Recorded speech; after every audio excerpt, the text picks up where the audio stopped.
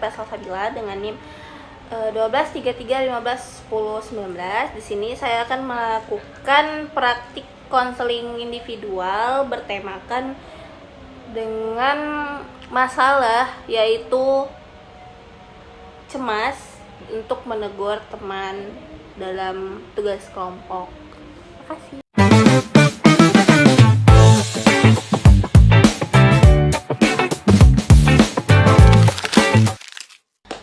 Bismillahirrahmanirrahim. Assalamualaikum warahmatullahi wabarakatuh. Selamat pagi Bella. Waalaikumsalam Ibu, selamat pagi. Baik. Perkenalkan, nama saya Nur Afifah Salsabila. Di sini saya selaku konselor yang akan mendampingi kamu pada sesi hari ini. Nah, silakan rilekskan duduknya, dan kalau kamu merasa kurang nyaman nih atau butuh jeda, bilang saja kepada saya. Baik, sebelum kita masuk pembicaraan inti, saya ingin memastikan kamu ini sudah nyaman atau tempat duduknya, jaraknya Sudah, Bu. baik. Oke, jadi gini, dalam sesi ini kita akan mengobrol sekitaran 10-15 menit. Nah, apapun yang kamu ceritakan di sini bersifat rahasia. Nah, tujuan kita adalah mencari pemahaman tentang masalah yang kamu alami dan menemukan langkah yang bisa kamu ambil. Kira-kira kamu udah siap nih? Sudah, Bu. Kalau begitu, boleh ceritakan apa yang kamu rasakan atau alasan kamu datang ke sesi konseling ini. Oke. Jadi begini, Bu, belakangan ini saya tuh sering cemas karena banyak tugas kelompok yang buat saya jadi bingung gitu kan, Bu. Jadi saya kurang cepat tanggap dalam menghadapi itu. Saya juga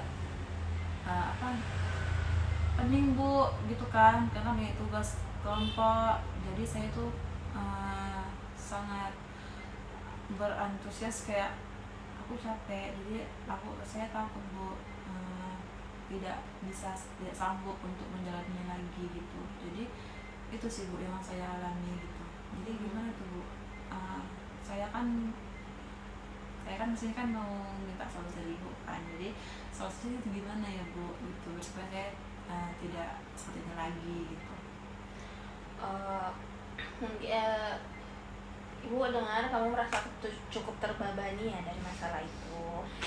Yang dari dua sisi ini, pertama tugas kampus, dan kemudian tekanan teman-teman. Nah, Ibu dengar kamu ini merasa cukup terbebani ya, dari dua sisi, tugas kelompok dan tekanan dari teman-teman. Nah, boleh jelaskan sedikit bagaimana kamu ini, bagian mana yang paling mengganggu pikiran kamu akhir-akhir ini? Di kelompok sih, Bu, karena saya pun mau bersuara pun kayak dibilang nanti sok kali gitu kan, Bu.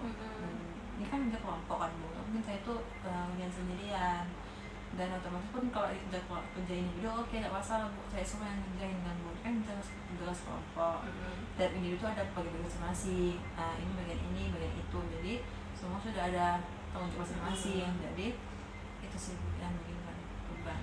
Jadi kamu kayak merasa terjebak di tengah-tengah. Di satu sisi kamu ingin tugasnya cepat selesai, dan di satu sisi kamu nggak nyaman untuk menegur teman-teman kamu. Nah, kedengarannya kamu ini merasa cemas dan takut untuk mengecewakan orang lain kalau bersuara ya. Nah, di sini saya akan berterima kasih sudah terbuka untuk menceritakan masalah kamu. Kalau kita coba dalami nih, menurut kamu apa pikiran yang setiap muncul di saat kamu ingin menegur teman-teman kamu? Kalaupun saya mau menegur, takut dibilang galak, sepaten, soal amis. Terus kalau emang saya mau nggak bilang pun, saya sendiri yang terbebani. Itu saya mau ngomong salah, mau bilang pun salah. Kalaupun mau ngomong pelan pun disepelein. Kalau mau ngomong buat nanti takut dibilang apa sih, kalau gitu sih dia ngomongnya kayak nggak ada sopan kalian gitu. Jadi ada pikiran bahwasanya kalau misalnya kamu menegur, kamu nanti dibilang so ambis lah, so ini gitu. Nah, pikiran ini mungkin cukup kuat ya mempengaruhi tindakan kamu. Nah, kalau kita lihat nih dari pengalaman kamu sendiri, apakah pernah kamu menyampaikan pendapat atau menegur teman-teman kamu, ternyata respon orang itu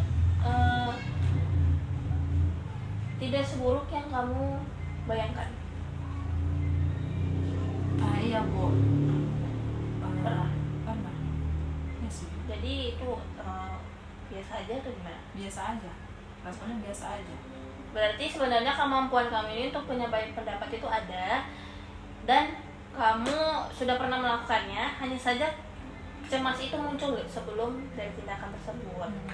Nah, kalau kita coba mengonsepkannya yang lebih personal nih, kamu bukan sekadar hanya takut menegur teman, tapi kamu punya kecenderungan menghindari konflik karena ingin menjaga hubungan dan citra diri. Nah, untuk tujuan jangka pendek, kira-kira apa yang ingin kamu capai? Misalnya nih, punya keberanian menyampaikan pendapat secara asertif. Iya. Iya Bu. Jadi kamu lebih ingin berani ngomong ya, seperti itu. Oke, di sini kemudian itu tujuannya bagus ya dan realistis. Kita cari langkah kecil dulu ya. Bagaimana kalau kamu mulai dari satu situasi? Misalnya nih, besok menyampaikan dengan nada tenang bahwasanya kamu butuh pembagian tugas yang lebih jelas. Bisa nggak? Bisa. Nah, kalau kita coba buat kalimatnya lebih ini ya, lebih santai, kayak teman-teman gitu kan, oh mungkin tugas kita ini mungkin kurang ya, bisa nggak bagian si ini ditambah ini gitu misalnya. Nyaman nggak dengan ngomong kayak gitu nanti? Nyaman Bu, nanti saya coba. Nah, oke, ini bisa jadi latihan pertama kamu ya. Baik, Ibu ringkas sedikit ya. Hari ini kamu cerita soal kecemasan dan tugas kelompok dan rasa tidak nyaman untuk menegur teman. Nah, kita sudah menemukan bahwasanya kamu sebenarnya punya kemampuan menyampaikan pendapat, hanya saja kecemasan itu suka muncul duluan. Nah, langkah kecil yang bisa kamu coba dalam menyampaikan pembagian tugas dengan cara yang asertif. Minggu depan kita bisa review lagi gimana hasilnya. Kamu nyaman gak jika kita jadwalkan sesi lanjutan? Nah, kalau begitu, terima kasih sudah terbuka untuk sesi konseling hari ini. Kamu sudah melakukan hal bagus dengan datang dan cerita. Sampai bertemu di sesi selanjutnya. Ya Bu.